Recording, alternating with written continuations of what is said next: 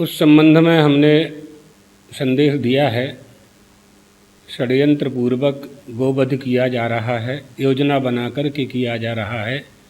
हिंदुओं के मन को उद्वेलित करने के लिए यह काम किया जा रहा है और हमारे देश में, मध्य प्रदेश में अशांति उत्पन्न हो, एतदर्थ कुछ लोग मिलकर के योजना बना कर के उस उद्देश्य से धन कमाना या दूसरा कोई उद्देश्य हमारी समझ में तो नहीं आता है।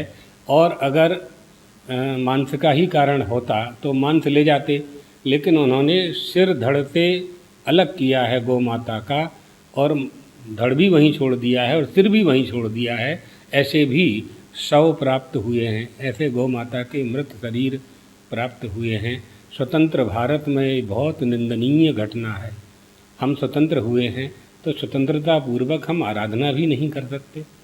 हमारी गौ माता आराध्या है, हम उनकी पूजा करते हैं। जब हम आपको स्वतंत्रता पूर्वक नमाज पढ़ने दे रहे हैं तो आप हमारी गौ माता की पूजा करने में क्यों बाधक बन रहे हैं? जितने भी लोग पकड़े गए हैं, जिनको आप देखेंगे अखबार में जो सूचना प्राप्त हुई है उसके अनुसार वही लोग हैं। तो हम ये मानते हैं कि हिंदुओं की दुखती हुई नस को दबा करके उनको उद्वेलित करना है, अर्थात देश में दंगा पैदा करना है, दंगा कराना है, अशांति पैदा करना है। ये षड्यंत्र नहीं करना चाहिए।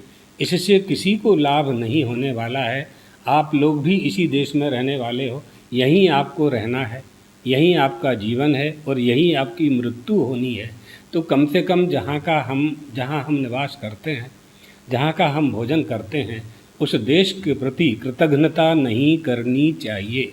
राष्ट्रभक्ति का संदेश, राष्ट्रभक्ति की भावना सभी में होनी चाहिए।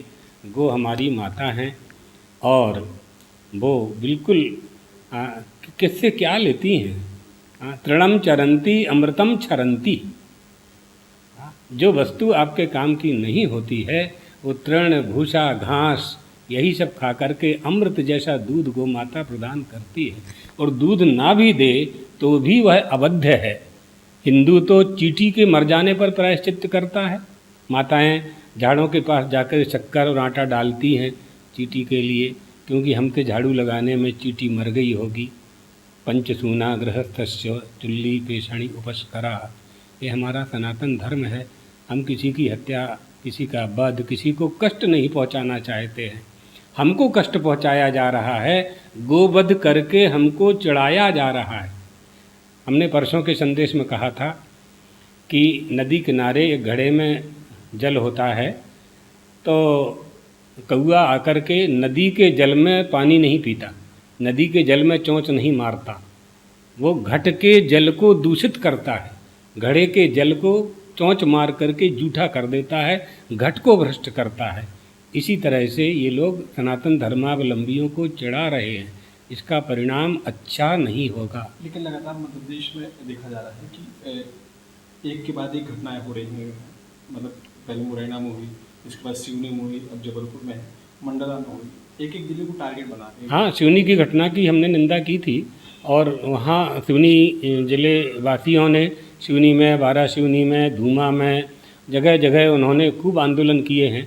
हम इसमें समस्त हिंदुओं को और गो भक्तों को चाहे कोई हो, जो भी गो भक्त है, सबको एक होकर के, एकजुटता दिखा करके इसकी निंदा करनी चाहिए और शासन को, अपराधियों को कठोर दंड देना चाहिए।